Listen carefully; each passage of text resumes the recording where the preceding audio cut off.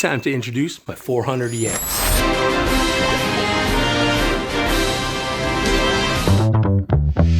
Next to it is my TRX 450R, which is in fact what I believe to be a crazy good deal, but we'll get to that later. If you haven't seen this one yet, there's videos on my channel, link in the description, check it out. This one was posted on Marketplace originally at $3,500 and the price dropped down to $2,000, and it was very local, so I had to go check it out. Sometimes I get a little too excited to buy something and I don't check it out properly. After I got it home, I started realizing what was actually wrong with it, started digging deep into it, and I found some stuff out. That's exactly why I'm making this video, so you guys don't have to go through that. The things I knew when I bought this quad: it had no clutch perch. This was non-existent. It's not the proper one. That's why this little shitty setup. It had no brakes on it. Tears in the seat, and for some reason, the gas tank sits a little low. He informed me that the back bearings were done. These are new grips because the old ones were finished, and this switch thing was non-existent, busted clean off. Most of the wiring was hacked up and destroyed. The headlights still don't work. So that I knew. Of all the shitty things that I could have but didn't notice, this motherfucker welded the shifter to the motor. And there's a busted bolt from the oil filter. Actually, I did the bolt on the oil filter thing. Now, I did notice this when I first picked it up, but not the severity of it. Let's see if we can get it. Look, you can see that's clearly bent.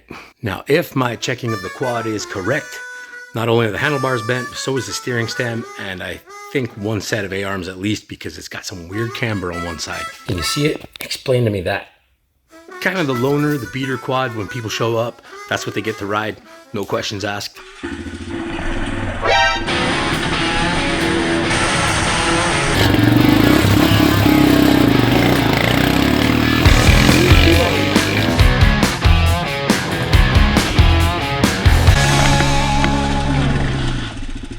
And that's done some damage. I'm gonna give you a list stuff to check out for when buying a sport quad, so that you don't have to, well, you still gotta check it out. You just don't have to make a list. You could just copy this one. Step number 1, visual test. The very first thing I'd start looking for is signs of wear.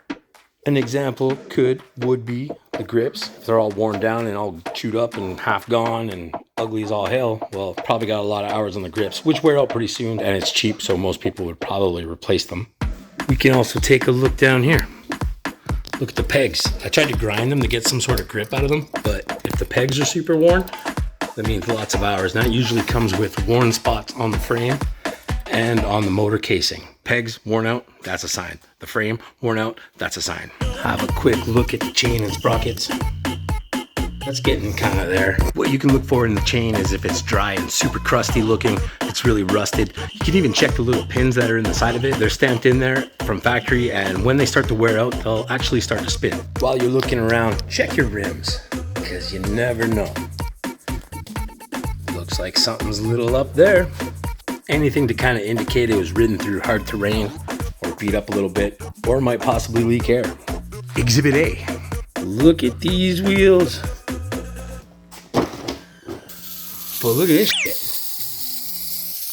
Take a look at the tires. If they're severely worn out, they're original tires, that means it's got quite a few hours on it. If they're aftermarket tires and they're worn out, they could have been through 2-3 sets of tires, so check those out. Now this looks like a stock tire to me, but if you really get close and investigate, they're all cracked up.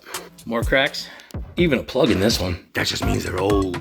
These tires are the Forest snow tires. Everybody seems to like them. I don't like the way they look. They're hideous. I mean, they're clearly worn right out. Dude must have been like ripping up and down the street or doing burnouts all day. Are probably way over inflated right now, but I've been practicing my wheelies. While you're deep in there looking for wear, you can start looking for damages too. That's how I probably would have caught that if I looked a bit deeper. Oh, and right here, look at that hidden underneath the plastic. Let me shine some light on it. Look at that. Clearly the frame's been like cracked, busted, welded up. Ugh. Look inside everywhere, look for leaks. Like it's obviously kind of sweating something in there. Check the head gasket, it's kind of sweating there a little bit too. No major leaks on this one so far. Take a good look at your shocks too, because those are gonna show you signs of blown out seals and stuff right from the get-go. Bring a light, check in there. You wanna look for build-up gunk at the bottom of it or lines across it to make you think that it's got blown seals. Now the front shocks on the 400EX are all covered up with these plastic protector deals, so you don't really get to see that, but you can see like the canister's kind of rusty and springs are kind of rusty. Kind of feeling like there's a lot of years of mileage on these. Then take a good step back, see the whole picture. Get a good view from the front, see if it's kind of twisted. You can see the handlebars are kind of off. And as I mentioned previously, if you get real down and get low at it, that tire seems like it's kind of off camber. Definitely some stuff bent up there. From this side, you can get a really clear view at the gap underneath the plastic in the gas tank. So there's either something broken or something missing there. Looking at it from the back, again, you can kind of tell the handlebars are twisted. And I do kind of feel like the whole back is like, whoop, just a little bit. What do you guys think? The 450, in my opinion, looks much straighter. I think it was a different kind of rider on both these machines. You can get a good look and see if anything's leaking on the ground. Uh-oh. Which leads us directly to our next step. Step 2, smell test. Take a walk around, get close to it, breathe in the aroma. This one smells like gas. Just as an example here for you guys, I know for a fact that this one has messed up float bowl jet or whatever. It's not adjusted right. If I leave the fuel on, then it leaks fuel. But you can smell that as soon as you get close to it. Inspect your fuel lines, go all the way up to the tank, see if anything's leaking anywhere, if the fuel's on or off. Might be an indication of some seals in your carburetor going, or maybe a problem with the petcock in the gas tank. If you notice this one here, another sign that something's wrong or missing is the fuel cutoff switch or thing that doesn't quite line up with the plastic properly. Something's wrong. If it's liquid cooled, you probably smell that antifreeze and stuff, and it would be a pretty clear indication that there's something wrong with the coolant system, whether it's a leaky rad or a blown out hose or something's not quite right, maybe a seal in the water pump. Those are all very vital to the machine. In the case of this one, being air cooled, she got no antifreeze. Maybe smell the motor oil. Undo the thing. Check that it's super low. Give a little up. And then while you're there, you can kind of have a look at it. Take it off. Put your finger in it. Check, see if it's got metal stuff. I've pulled some engine oil out that was pretty nasty. A lot of these machines have a little sight window on the side, so if you're lucky enough, use that. If not, pull out the cap, touch it, taste it, see if there's any chunky chunks. If it's got electric start, smell for some burning wires after you try to start it. So this would be a good segue into the next step. Touch test. You want to grab it, shake it. You want it to be kind of solid, not shake around, not missing bolts, a bunch of other shit. Squish the seat. I know that sounds weird. Give it some pushes. You're looking for nice hard foam, kind of like goes right back to shape right away. Usually something like this with a couple rips and tears in it, it's gonna be like really soft. Look at how much softer that is, just leaning on it. And that would indicate that your seat's gonna rot. These seat covers are easily replaceable. They're not very expensive. Seat itself a bit, not so much. Roll it. Rolling the machine around is a good indication of it. It's a good indication if you got bad bearings, good bearings, or if stuff's seizing up on it, or if it's maybe some sort of mechanical issue. Maybe the brakes are seizing. Give a little push on the suspension. Now the shocks should rebound nice and slowly, go down fast, whatever, come up slow, but you should feel some sort of stop through. But this one's kind of like a pogo. To this one, when we push it down, comes back up nice and slow. Nice controlled motion. You can feel the pressure in there as you push on it. I'm thinking the 400, it's got no more oil in those shocks. The back of the 400 is much better than the front. Still comes up pretty quick. It's not so bad. In comparison to the 450R, given these two machines do have very different set of shocks in them. If you guys are watching this and you think I missed something, or you want to add something, or you want to correct me on something, go ahead and put that in the comments. I want to know about what you guys are thinking about this. I want to know about your experiences. I want to be part of your community. We return you now to your regularly scheduled program. But if my calculations are correct, the 400 needs new shocks or a new rebuild. Next thing I would do, sit on it. Give the steering a little jiggle, see if anything's loose in there. Any loose would indicate tie rod ends are possibly worn out. Maybe the bolts aren't quite tight enough. There's maybe some loose in there somewhere. There is bearings at the bottom of the steering stem and in the holder. That could cause a little bit of loose too. So shake them around, move them back and forth, side to side. See See if it jiggles, see if it shakes, see if it makes any weird noises. While you're sitting here, you can give your things a little tug. Make sure your throttle cable is working good. Play with stuff. You can get down, grab your front tire, shake it back and forth. You're feeling for any kind of play, any sort of knocking, and listening for it as well. This one does a bunch of sounds. You can audibly hear it. And you can see the move. Look at it go, look at it go. Just for comparison. Not a lot of sound, not a lot of movement. That's a good indication that the A-arm bushings on the 400EX are pretty shot, where the 450 is doing pretty good.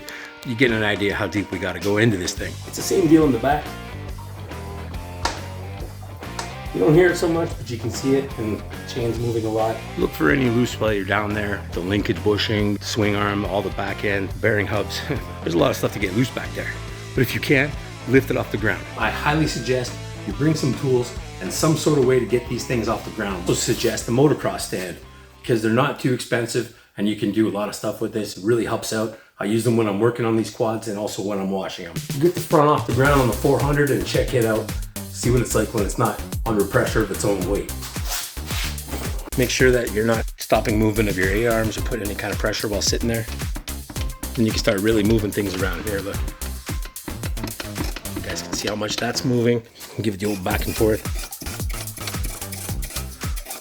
Look at that knuckle moving there. This thing is moving like crazy, which means the bearings are gone. This side. Now the back of this quad, that's where it gets a little nasty. Look how much that swing arm is moving. You hear all the loose in it, the hubs are all loose. The disc is loose. The caliper's loose. I know they're supposed to be a little bit loose on the caliper.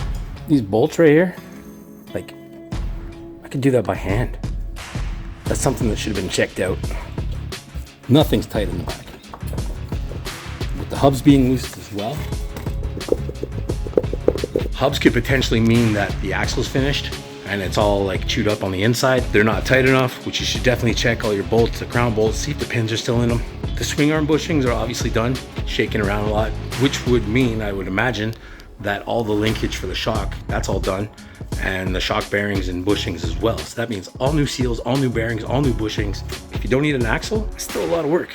Then you got this one that just like race machine, super tight. Touch your chain, inspect your chain. I heard that it's supposed to be able to put 2 fingers between the slider and the chain, but as you can see, the sprockets are going a little tiny bit. I would suggest trying to take a test ride. What step is it? What? Step 4, road test. Ride test. Right, if your oil levels are good, your coolant's good, all your fluids are good, take it for a ride, get him, take it for a ride. Listen for any sputtering, any popping, any weird ignition deals. Make sure it goes through all the gears nice and smooth, the clutch engages properly, and you should have a pretty good idea of what you're looking at for a machine, what it's gonna cost you, and how far it's gonna sink you.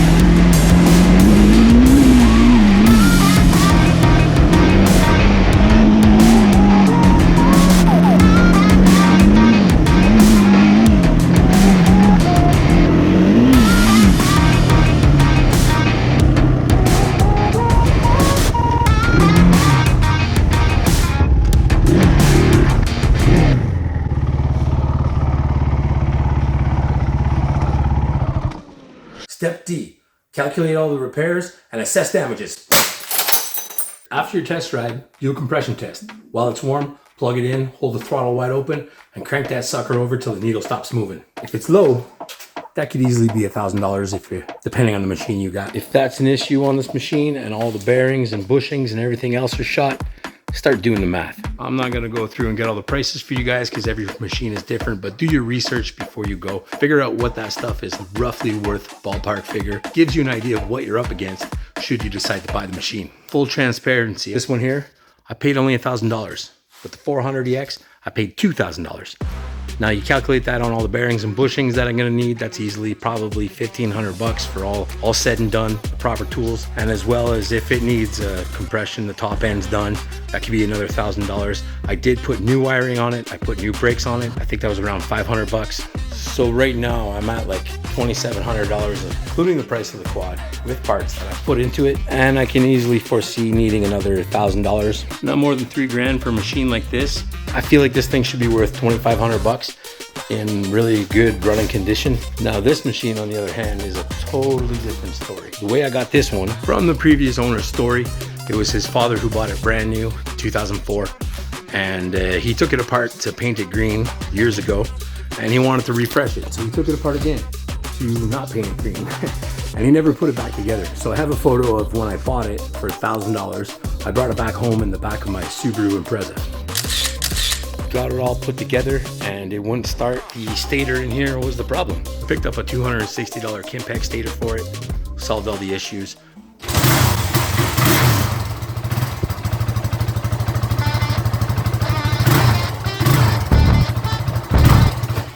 Moral of the story is check your shit properly or hope you get lucky. So now you take all that information you just found out, how much it's gonna cost, what kind of damages are on the machine, and figure out what it's gonna cost you in the end, including the price of the vehicle. Use that to negotiate. The key to finding a good deal is just keep looking. Keep going on Marketplace, keep checking every time you got a couple minutes. If you're seriously in the market for something cool, you're gonna have to keep looking. And when something comes up, don't hesitate, go check it out. If it's a good price, if it looks good, get there, check it out, do all that stuff, information I just told you. Maybe save this video in case you want to reference it before you actually go and buy something. Then you don't make the same mistakes that I did. So stay tuned. Maybe like, comment, subscribe, and we'll go from there. I got a couple other videos you can watch in the meantime while you're waiting for the other stuff to come out. But I got to replan, rebrand, and rework everything and get everything like dialed in. See you soon.